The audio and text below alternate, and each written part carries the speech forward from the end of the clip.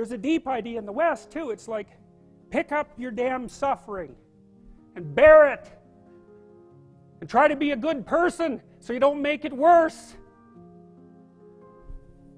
Well, that's a truth. You know, I read a lot about the terrible things that people have done to each other. You just cannot even imagine it. It's so awful. So you don't want to be someone like that. Now, do you have a reason to be? Yes. You have lots of reasons to be. God, there's reasons to be resentful about your existence. Everyone you know is going to die. You know, you too. And there's going to be a fair bit of pain along the way, and lots of it's going to be unfair. It's like, yeah, no wonder you're resentful. It's like, act it out and see what happens. You make everything you're complaining about infinitely worse. There's this idea that hell is a bottomless pit, and that's because no matter how bad it is, some stupid son of a bitch like you could figure out a way to make it a lot worse. So you think, well, what do you do about that? Well, you accept it. That's what life is like. It's suffering. That's what the religious people have always said. Life is suffering. Yes. Well, who wants to admit that? Well, just think about it. Well, so what do you do in the face of that suffering? Try to reduce it.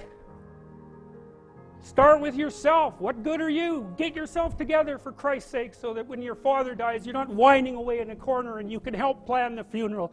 And you can stand up solidly so that people can rely on you. That's better. Don't be a damn victim. Of course you're a victim. Jesus, obviously.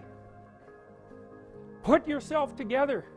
And then maybe if you put yourself together, you know how to do that. You know what's wrong with you, if you'll admit it. You know there's a few things you could like polish up a little bit that you might even be able to manage in your insufficient present condition. And so you might shine yourself up a little bit, and then your eyes will be a little more open, then you can shine yourself up a little bit more, and then maybe you could bring your family together instead of having them be the hateful, spiteful, neurotic, infighting batch that you're like doomed to spend Christmas with.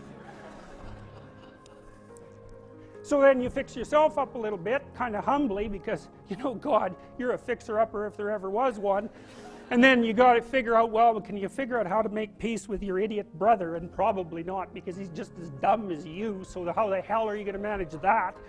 And so then maybe you get somewhere that way, and your family's sort of functioning, and you find out, well, that kind of relieved a little bit of suffering, although it reduced the opportunities for spiteful revenge, and that's kind of a pain in the neck. And so then you get your family together a little bit, and you're a little clued in then, at least a bit, because you've done something difficult that's actually difficult. You're a little wiser, and so then maybe you could put a tentative finger out beyond the family and try to change some little thing without wrecking it. It's like, our society is complex, and we teach our students that they could just fix it. It's like, go fix a military helicopter and see how far you get with that. It's like, what are you going to do? You're like a chimp with a wrench. Whack! Oh, look, it's better. It's like, no, it's not better. Things are complicated, and to fix things is really hard. And you have to be like a golden tool to fix things, and you're not. So, and that's the other message of the West. It's like, how do you overcome the suffering of life? And I'm not saying it's only the message of the West. How do you overcome the suffering of life? Is be a better person. That's how you do it. Well, that's hard. It takes responsibility. And I think, you know, if you said to someone, you want to have a meaningful life? Everything you do matters. That's the definition of a meaningful life. But everything you do matters. So you're going to have to carry that with you. Or do you want to just forget about the whole meaning thing, and then you don't have any responsibility, because who the hell cares? And you can wander through life doing whatever you want, gratifying impulsive desires for how useful that's going to be. And you're stuck in meaninglessness, but you don't have any responsibility. Which one do you want? Well, ask yourself, which one are you pursuing?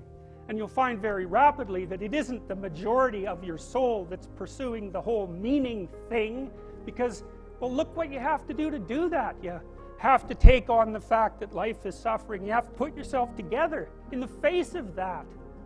Well, that's hard. Christ, it's amazing people can even do it. I'm stunned every day when I go outside, and it isn't a riot with everything burning.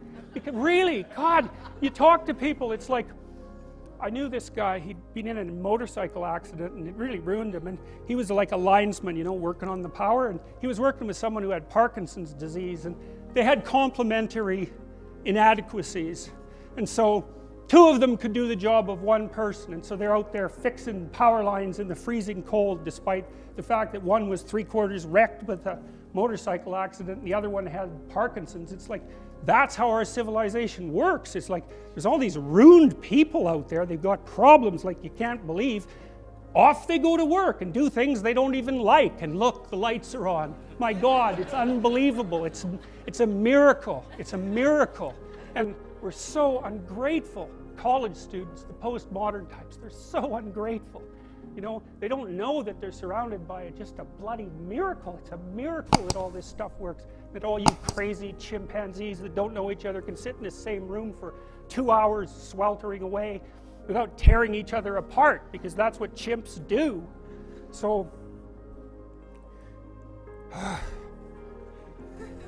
anyways, so what happened? Well, I made some videos and I got to the bottom of some things, at least as far as I can tell, so I told you what the bottom is, and then I got this idea about what you might do about it, which isn't my idea. It's not my idea. It's an old idea. It's far older than Christianity. It's old. It's the oldest story of mankind. Get yourself together. Transcend your suffering. See if you can be some kind of hero. Make the suffering in the world less. Well, that's the way forward, as far as I can tell, if there is any way forward. And that's what's under assault by the postmodernists. So look out, because they know exactly what they're doing, and they know exactly why they're doing it.